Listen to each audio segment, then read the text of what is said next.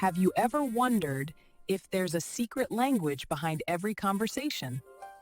What if I told you that the words you choose, consciously or not, reveal more than you think?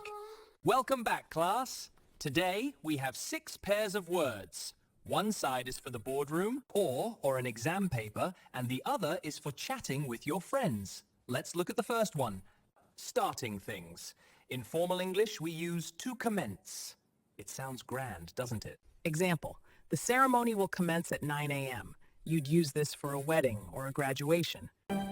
Next, when you really want to try hard. Formal, to endeavor. Example, we must endeavor to improve our results. This shows serious commitment. Everyday English, to give it a go. Example, I'm not sure if I can do it, but I'll give it a go. This is casual and brave.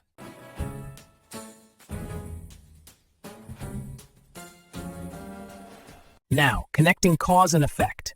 If you want to sound logical and academic, use consequently. For example, it rained heavily, consequently the game was canceled. Example, but honestly, usually we just say so. Example, it rained a lot, so the game was called off. Short and sweet.